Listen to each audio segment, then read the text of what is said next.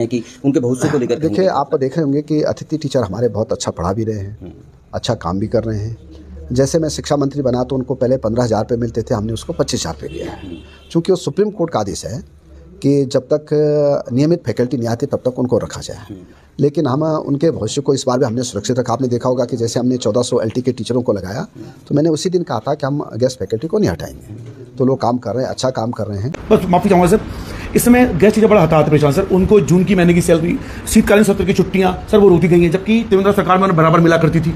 ये क्यों हो रहा है सर? दूसरी बात यह है कि जैसे अभी आपने नियुक्ति पत्र बांटे, तो जो गेस्ट टीचर हैं उन पर नौकरी जाने का खतरा लटक गया है। हालांकि आपने वादा किया है कि उनको हम कहीं फिट करेंगे। सर, इस वादे में आप कायम रहेंगे कि जो गेस्ट टीचर है उनकी नौकरी नहीं जाएगी, उनको फिट किया जाएगा?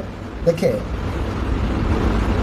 जब गेस्ट टीचरों की नियुक्तियाँ की गई तो सुप्रीम कोर्ट में एक हलफनामा जो है उस समय तत्कालीन सरकार ने दिया था कि हम 11 महीने के लिए इनको रखेंगे जी, और जो पढ़ाई का सत्र है जी, ये भी 11 महीने का होता है। जी हाँ, ठीक हो गया।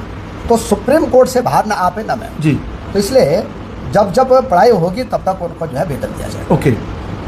पिछले सरकार में कोविड में जून के महीने भी ऑनलाइन जो है पढ़ाई क्लासें नहीं, चली, जी। तो इसलिए उस समय उनको दिया गया। अब जून के महीने में जब छुट्टियां हो जाएंगी तो जब क्लास नहीं चलेंगी तो फिर उनका पैसा नहीं दिया जा सकता। अच्छा सर, अच्छा। दूसरा, मैं आपके माध्यम से कह सकता हूँ, मैं चौथी बार कह रहा हूँ जी, कि हमारे जो LT में 150 गेस्ट फैकल्टी काम कर रहे हैं उनको किसी को हटाया नहीं जाएगा। अगर कोई प्रभावित होता है, क्योंकि हमने सारे टीचर दुर्गम भेजे हैं जी, अगर कोई प्रभावित होता है तो उसका समायोजन जो है 15 दिन में किया जाएगा। ये मैंने जो है आदेश कर दिया है। सर, गेस्ट टीचर, क्योंकि आप अभिभावक हैं, सरकार बीजेपी की है, उम्मीद रहती है सर मान लीजिए कोई गेस्ट टीचर है, उसकी इस समय 42 साल की उम्र हो गई है, 50 साल की उम्र हो गई है और उसको होता है, तो सर अगर जून महीने की सैलरी आपके हाथ में सब कुछ है, क्या उन्हें जून की सैलरी, शीतल सैलरी और उनकी जॉब की गारंटी बनी रहे, कम से कम 55 साल तक वो ड्यूटी कर पाए, ऐसा कोई आप कर सकते हैं? देखिए, इस तरह की चीजें अगर आप कर पाए सर, कि हम गेस्ट टीचरों का बहुत अच्छा काम है जी, मैं कह सकता हूँ कि इन 4 प्रयास से रहता है कि कोई नौकरी से न जाए। और आप देख रहे होंगे कि जिस दिन हमने 1347 लोगों को जो है नियुक्ति पत्र बांटे, उस दिन मैंने पहली बात ये कही कि हम किसी भी गेस्ट फैकल्टी को नहीं हटाएं जी। तो हम लगातार उनके साथ में हैं और उनके हित के लिए पहले उनको 15,000 रुपये पे मिलती थी।